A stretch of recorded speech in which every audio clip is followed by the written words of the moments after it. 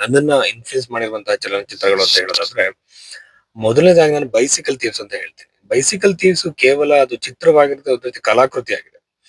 ಯಾವುದೇ ಒಂದು ಚಲನಚಿತ್ರ ಸಭ್ಯತೆಯ ಎಲ್ಲೆಯನ್ನು ಮೀರಬಾರದು.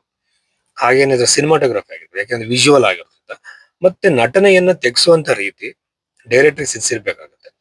ಅದಕ್ಕೆ ಹಾಗೆ ಉಪಯೋಗಿಸುವಂತ ಬ್ಯಾಕ್ ಗ್ರೌಂಡ್ ಮ್ಯೂಸಿಕ್ ಆಗಿರ್ಬೋದು, ಇವೆಲ್ಲ ಕೂಡ ಜಗತ್ತಿನಲ್ಲಿ ಶ್ರೇಷ್ಠ ಅಂತ ಇದು ಪರಿಗಣಿಸಲ್ಪಟ್ಟಿದೆ ಈ ಚಿತ್ರ. ಸೊ ನನಗೆ ತುಂಬಾ ಇನ್ಫ್ಲೂಯೆನ್ಸ್ ಮಾಡಿರುವಂತದ್ದು. ಎರಡನೇದಾಗಿ ಬಂದು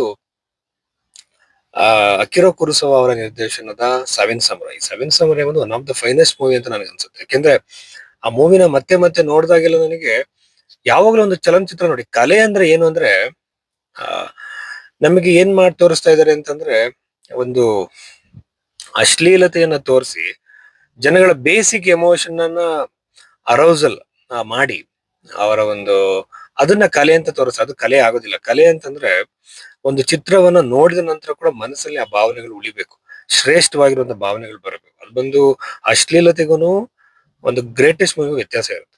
ಈ ಒಂದು ಸೆವೆನ್ ಸಮುರೈ ಚಿತ್ರ ಒಂದು ಬಹಳ ಫೈನೆಸ್ಟ್ ಮೂವಿ ಅಂತ ಅನ್ಸುತ್ತೆ. ಡೈರೆಕ್ಷನ್ ಆಗಿರ್ಬೋದು, ಅದರ ಒಂದು ಎಡಿಟಿಂಗ್ ಆಗಿರ್ಬೋದು, ನಾನು ತುಂಬಾ ಸಲ ಆಶ್ಚರ್ಯ ಪಟ್ಟಿದ್ದೀನಿ. ಕಿರೋ ಕುರೋಸಾವ ಅವರ ಅದೊಂದು, ಜೊತೆಯಲ್ಲಿ ರೋಷೋಮಾನ್ ಒಂದು, ಎರಡು. ಅನಂತರದಲ್ಲಿ ಮೂರನೇದಾಗಿ ನಾನು ಹೇಳೋದಾದ್ರೆ ಸ್ಟೀವನ್ ಸ್ಪಿಲ್ಬರ್ಗ್ ಅವರ ಶಿಂಡ್ಲರ್ಸ್ ಲಿಸ್ಟ್, ಅದ್ರ ಜೊತೆಯಲ್ಲಿ ಅವರ ವಾರ್ ಹಾರ್ಸ್ ನೋಡಿ, ಅದ್ರ ಜೊತೆಯಲ್ಲಿ ಸ್ಟೀವನ್ ಸ್ಪಿಲ್ಬರ್ಗ್ ಅವರ ಸೇವಿಂಗ್ ಪ್ರೈವೇಟ್ ರೈನ್ ಜಗತ್ತಿನ ಶ್ರೇಷ್ಠ ಚಿತ್ರಗಳು ಅಂತ ನನಗೆ ಅನ್ಸುತ್ತೆ. ಯಾಕೆಂದ್ರೆ ಅದರ ಎಡಿಟಿಂಗ್ ಆಗಿರ್ಬೋದು, ಸಿನಿಮಾಟೋಗ್ರಫಿ ಆಗಿರ್ಬೋದು, ಕೊನೆಗೆ ಆ ಒಂದು ಚಿತ್ರ ಕೊಡುವಂತ ಧ್ವನಿ, ಆ ಮೌಲ್ಯಗಳು ಬಿಟ್ಟಾಕಿ ಒಂದು ಚಲನಚಿತ್ರ ನಮಗೆ ಕೊನೆಯದಾಗ ಕೊಡುವಂತ ಭಾವನೆ ಏನಿರುತ್ತೆ ವಿಜುವಲ್ ಆಗಿ, ಒಂದು ಚಲನಚಿತ್ರ ಬಂದು ಯಾವತ್ತೂ ಕಾದಂಬರಿ ಮಟ್ಟಕ್ಕೆ ಬರೋಕ್ ಸಾಧ್ಯ ಇಲ್ಲ. ಯಾಕೆಂದ್ರೆ ಕಾದಂಬರಿಗೆ ಒಂದು ಲಿಮಿಟೇಷನ್ ಇರುತ್ತೆ. ಬಟ್ ಚಲನಚಿತ್ರ ಬಂದು ಕಾದಂಬರಿನ ಮೀರಿಸದೇ ಇದ್ರು ಸಹ ಒಂದು ಒಂದು ತಕ್ಕ ಮಟ್ಟಿಗಿನ ವಿಷಯವನ್ನ ಅದು ಪ್ರಸ್ತಾಪ ಮಾಡುತ್ತೆ. ಆ ಹಂತವನ್ನ ಈ ಚಲನಚಿತ್ರ ಮುಟ್ಟಿದೆ ಅಂತ ಹೇಳ್ಬೋದು. ಇನ್ನ ಪಥೇರ್ ಪಂಚಲಿ. ಸೊ ಸತ್ಯಜಿತ್ ರೇ ಅವರ ಪಥೇರ್ ಪಂಚಲಿ ಆಗಿರ್ಬೋದು, ಅವರ ಒಂದು ಬೇರೆ ಬೇರೆ ಚಲನಚಿತ್ರಗಳು ಏನಿದೆ ಅವೆಲ್ಲ ಅತ್ಯದ್ಭುತ ಅನ್ಸುತ್ತೆ. ಯಾಕೆಂದ್ರೆ ಆ ರೀತಿಯಾಗಿರುವಂತಹ ಸಿನಿಮಾಟೋಗ್ರಫಿ ನಾನು ಎಲ್ಲೂ ನೋಡಿಲ್ಲ. ಚಲನಚಿತ್ರ ಯಾವಾಗ್ಲೂ ಕೂಡ ವಿಜುವಲ್ ಆಗಿರೋದ್ರಿಂದ ಸಿನಿಮಾಟೋಗ್ರಫಿ ನನಗೆ ಬಹಳ ಬಹಳ ಇಂಪಾರ್ಟೆಂಟ್ ಅಂತ ಅನ್ಸುತ್ತೆ. ಇದ್ರ ಎಡಿಟಿಂಗ್ ಆಗಿರ್ಬೋದು, ಆಕ್ಟಿಂಗ್ ತೆಗ್ಸಿರೋದಾಗಿರ್ಬೋದು, ಆಶ್ಚರ್ಯವಾಗುತ್ತೆ ಸತ್ಯಜಿತ್ ರೇ ಅವರು ಮಾಡಿರುವಂತದ್ದು. ಅನಂತರದಲ್ಲಿ ಆ ಇನ್ನೊಂದು ಚಿತ್ರ ನನಗೆ ಬಹಳ ಇನ್ಫ್ಲೂಯೆನ್ಸ್ ಮಾಡಿದ್ದು ಡೆರ್ಸು ಉಜಾಲಾ ಅಂತ ಹೇಳಿ.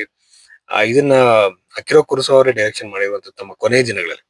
ಇದು ಮಾತ್ರ ಬಹಳ ಅತ್ಯದ್ಭುತವಾಗಿದೆ, ಡೆರ್ಸು ಉಜಾಲಾ. ಆ ಅನಂತರದಲ್ಲಿ ಮತ್ತೆ ನನಗೆ ರೀಸೆಂಟ್ ಆಗಿ ಅನ್ಸಿದ್ದು ಆ ಎನ್ಯಾರಿಟೋ ಅವರ ಒಂದು ಡೈರೆಕ್ಷನ್ಸ್ ಅಲ್ಲಿ ಬಂದಿರುವಂತಹ ಮೂವಿ ಅಮ್ರೋಸ್ ಪೆರ್ರೋಸ್ ಅಂತ ಒಂದು, ಅದರಲ್ಲಿ 20 ಗ್ರಾಮ್ಸ್ ಅಂತ ಒಂದು ಮೂವಿ ನೋಡಿದೆ.